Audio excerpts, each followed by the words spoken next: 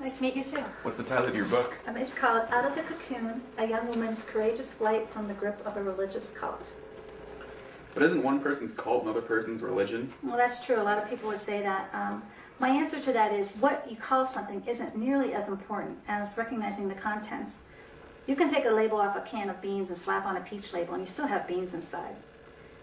If you asked any cult member today if they're in a cult, you can bet they'd give you a dirty look. And that's because people don't knowingly join a cult. They join a religious movement, a political cause, or some other idealistic group. But one thing to keep in mind is that people don't seek out cults.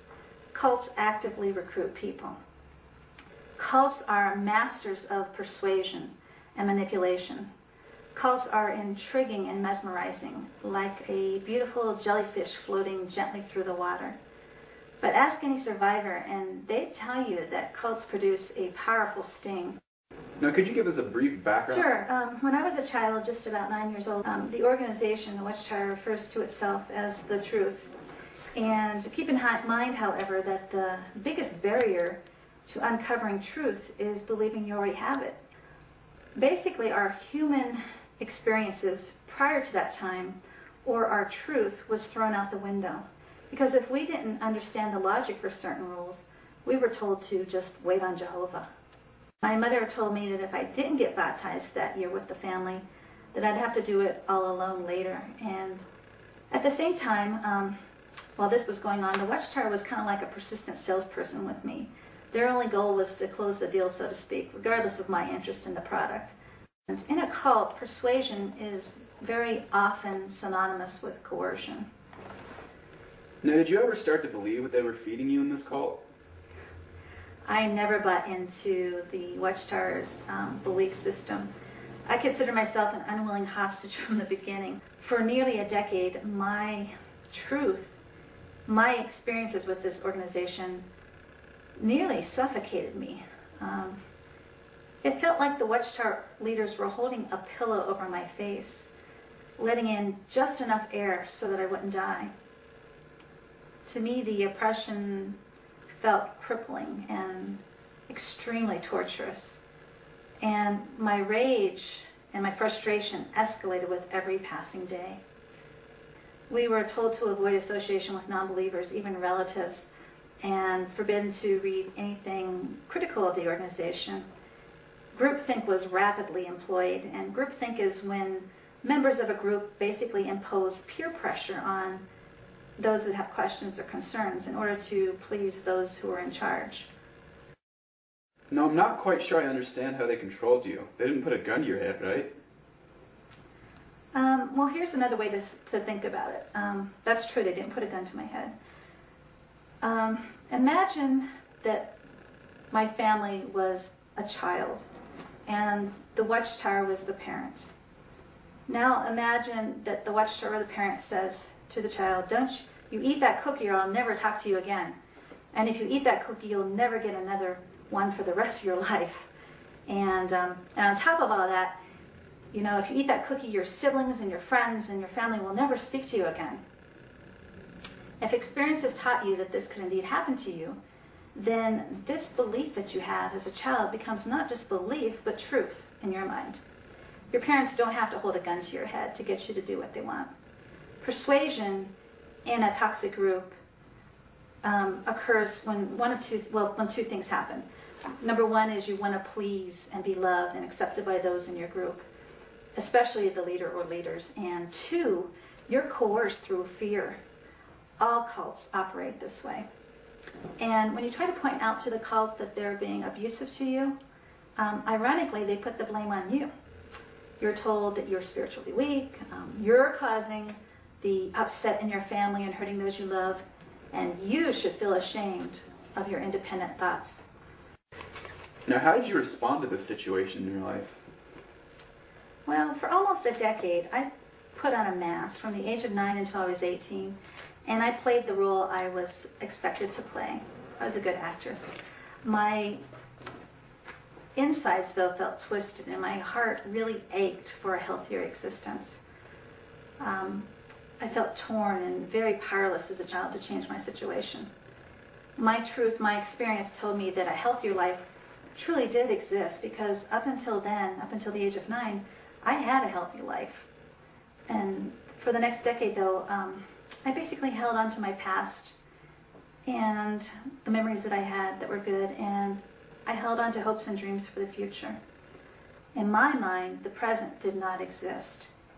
And I guess many people disassociate to survive trauma, and this is one of the things that helped me cope. I longed, desperately longed for a normal life where I could be free to think and express myself, make mistakes and grow. And there was no way I was going to ever keep my hand out of that cookie jar. Right? Were there some things you did to survive this, essentially? Well, even though the cult cocoon constricted me greatly, I used many coping strategies, and one of these was journaling. That was as with all cults, independent thought is forbidden. So I wrapped my diary in plastic and I hid it in a log in the forest, and did that for almost 4 years. And this is it. It has my baby teeth still taped inside of it, and I guess it kind of represents the childhood that I was forced to abandon. You sounded pretty emotionally distraught in this point in your life. Yeah, that's an understatement. Even though I was just a child, I perceived myself as a square peg, being brutally forced into a round hole. And when I turned 18, I was faced with a life-altering choice. I had to decide between family or freedom, and I chose freedom. Now, people sometimes say that I was courageous, but I wasn't being courageous, I was just surviving.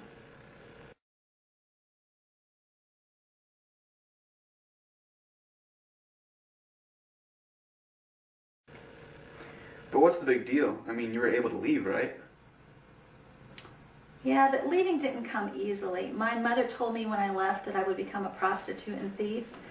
And even though those words from her still haunt me today, I guess I was insightful enough at the time to recognize that my mother, the woman who gave birth to me, really didn't know me or herself.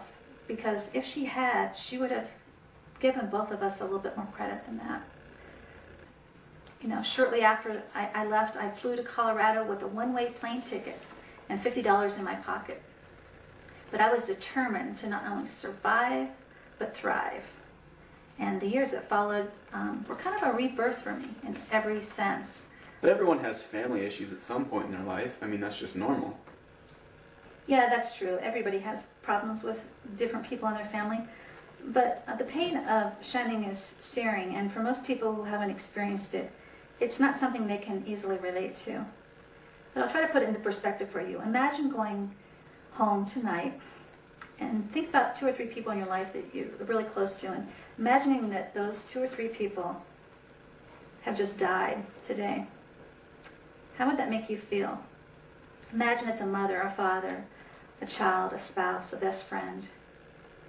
Now imagine finding a note from these people telling you that you are responsible for this separation and loss that you're experiencing. That's what hundreds of thousands of people have experienced through shunning. Now, how do these high control groups use persuasion to recruit people? In a word, deception. Cults limit how much information they'll divulge to you in the beginning. And when someone stifles your questions, you know, indoctrination is a much easier thing to facilitate. In your book, Out of the Cocoon, you talk about hopes and dreams a lot. What are your hopes and dreams today? I hope that someday colleges and schools around the world will offer education to people about thought reform and persuasion, so that people are able to make more informed decisions when a cult comes recruiting. You know, red flares ought to go off like fireworks as a warning sign when anyone denies you the right to question anything. And I guess I'd just like to conclude by saying that anybody who wants some more information about my story or cults in general, please contact me through my website at www.outofthecocoon.net, .net like butterfly. And I will be happy to write back to you and send you one of my free cult newsletters.